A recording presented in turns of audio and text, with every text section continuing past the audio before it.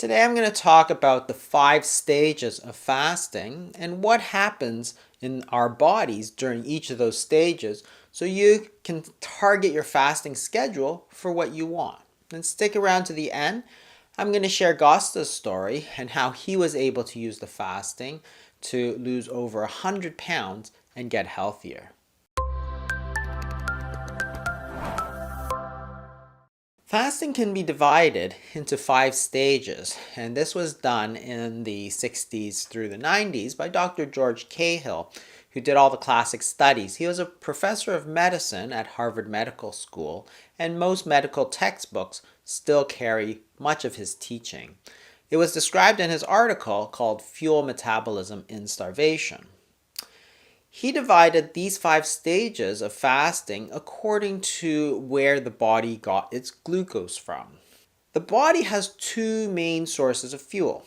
It can use glucose, which is a type of carbohydrate, or it can use fat, which is a molecule called the triglyceride, and that's often stored in the fat cell, which is called the adipocyte. Most cells of the body can use either glucose or fat. The main exception being the brain, which cannot use triglycerides for energy.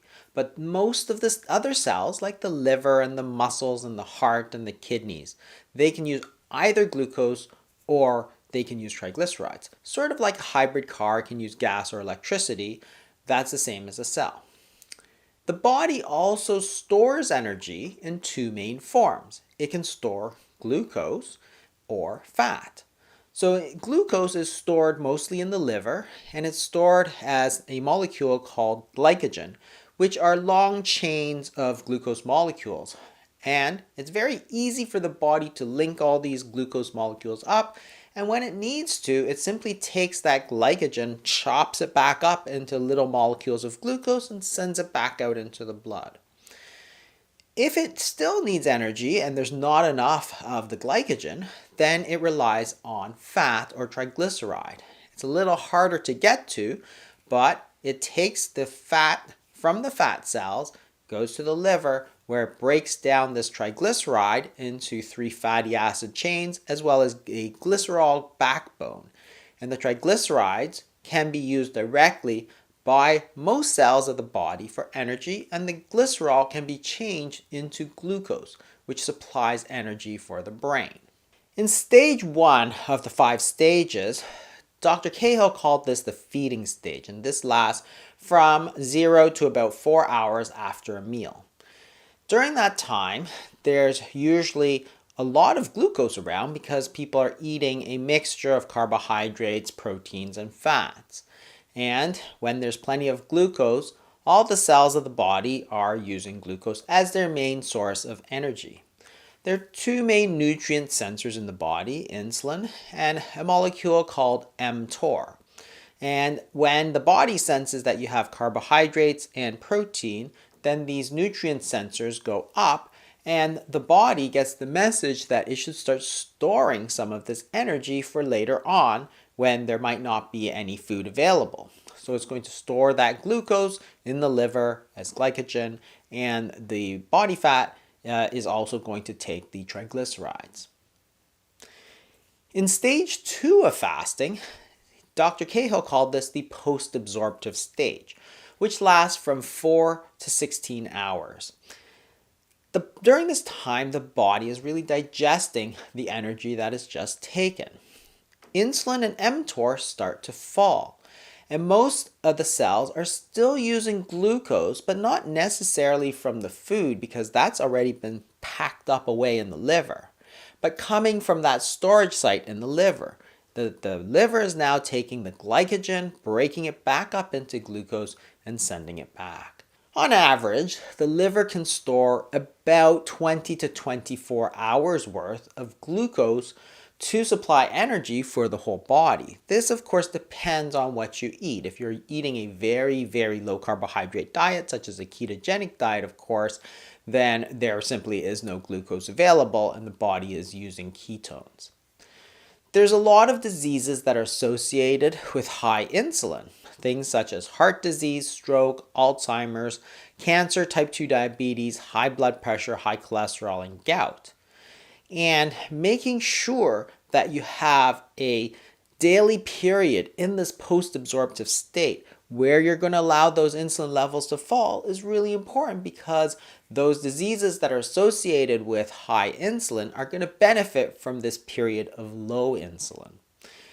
The other thing insulin does is it tends to cause salt and water retention at the level of the kidney. So during this lower level of insulin, you're going to be able to release some of the salt in the water, which means you're going to have a lot less bloating, a lot less swelling, and also your blood pressure tends to go down. At the same time that insulin is going down, other hormones are going up, and these are called the counter-regulatory hormones, because they run counter of insulin. Insulin goes down and these go up. And the main hormones here are cortisol, the sympathetic nervous system, noradrenaline is a prime hormone of that category, and growth hormone. And these are going to tell the body to start getting fuel from its storage sites, from the liver, the sugar, and from the body fat, and push it out and put that energy back out into the blood from storage sites. And the metabolic rate is going to speed up a little bit too, because the increased cortisol and sympathetic nervous system are actually going to energize the system, while the growth hormone is going to make sure that there's plenty of growth available to build up whatever is necessary. In stage 3, Dr. Cahill called this stage gluconeogenesis, which lasts from about 16 to 30 hours. At this stage, the glycogen in the liver, which is the stored sugar, is starting to run out. And we haven't quite switched over into fat metabolism completely. So there's this intermediate stage where the body is going to generate the glucose from protein.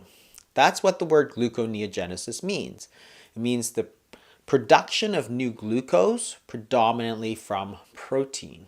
This sounds pretty bad. A lot of people are like, wow, if you're breaking down protein, that's going to take a toll on the body. But that's not quite true. This is likely the stage where we're seeing a lot of autophagy. Dr. Osumi, the 2016 Nobel laureate, who won for his work on autophagy, called it the body's intracellular recycling system. What fasting does is it stimulates the breakdown of these subcellular parts, which are often proteins. And doing this achieves two things. One, it gets rid of all those old junky pieces of cellular machinery that are just not working that well. And two, it can take those amino acids and rebuild them into what's necessary. And the process of breaking down old junky parts and replacing them with newer, better parts is actually good. It's regeneration or rejuvenation. The body is going to sense what is necessary to be rebuilt and going to rebuild it better. But what is not necessary is not going to be rebuilt. And this is likely why we don't see the problems with the excess skin that other weight loss programs seem to have.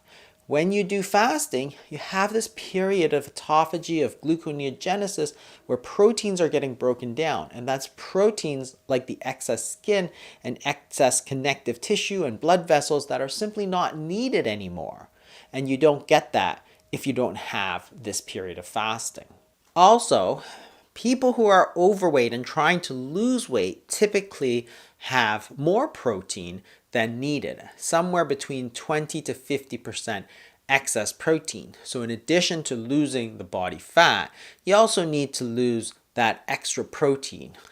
The main regulator of autophagy is mTOR, which is very sensitive to amino acids in the diet. So if you're trying to target autophagy for the process of rejuvenation or looking or feeling younger, then you might want to stick to a cleaner fast, one without, say, bone broth and other things, and stick to a water only, or maybe some just herbal teas and green teas during your fasting. Stage 4 of fasting, Dr. Cahill called ketosis. The brain is using glucose as its main source of energy, but by this point, which is more than 2 days into the fast, there's not enough glucose coming from the glycerol. So there's a little bit of ongoing breakdown of protein, but in order to supply energy for the brain, the liver takes the triglycerides from the body fat and turns it into ketones, which now can cross the blood-brain barrier and feed the brain. And it supplies up to 70% of the energy that the brain needs. So people feel energetic, and some people actually think that the brain metabolizes the ketones better so that it might actually give you a bit better performance, concentration, memory. Some people feel that it might also be necessary in the treatment of epilepsy to get this ketosis because it's a more efficient fuel for the brain. In stage 5 of fasting, you get into the protein conservation stage. And this is when you're going more than 6 or 7 days into your fast and you're getting into a rhythm where you're supplying almost all the energy that you need from your own stores of body fat. You get into a cycle where you're only burning a little bit of protein from the gluconeogenesis, but most of the energy from the rest of the body, as well as most of the brain now, is derived from fat. Interestingly enough, this is the stage where hunger really starts to disappear. And it's not clear whether it's the ketosis or what it feels like, but when you measure hormones like ghrelin, the hunger hormone, it really starts to drop. And it's because your body is feeding itself from its own body fat. That's the secret to how these people did 30, 60-day fasts. People who go on hunger strikes, people often wonder, hey, how can you do that? Aren't you hungry all the time? And the truth is that they actually are not, because they've gotten through into this protein conservation stage. So those are the 5 stages of fasting, and you can see which one suits you and suits the goals that you have for yourself, and you can try different ones to see how they are for you. Mix them up, and that's how you're going to lose weight and get healthier, like Gosta. Gosta was 63 years old, and he had unfortunately gained a lot of weight. It took a visit to the emergency room to make him very serious about getting healthy again. His doctor recommended surgery for him, but instead he wanted to try and lose weight. So he went to thefastingmethod.com, read through all the material, and decided that his schedule was going to be 4 days he would eat and 3 days he would do water-only fast. Had a bit of tea, a bit of coffee, he had a bit of a refeed, and then he would also increase his exercise. So he is able to get into the gluconeogenesis stage where he's going to lower his insulin levels, increase his counter-regulatory hormones, and then activate autophagy as well. He made sure to take advantage of the increased energy as well as the increased growth hormone, and he did 6 days a week of walking, about 10 kilometers, as well as qigong and stretching, and also strength training 1 to 3 times per week. He took a rest day once a week, and the results were he lost over 100 pounds. His waist to hip ratio goal was reached. He remained strong, and he went from having trouble even walking 1 flight of stairs to running up 7 flights of stairs. That's amazing, Gosta. You did amazing.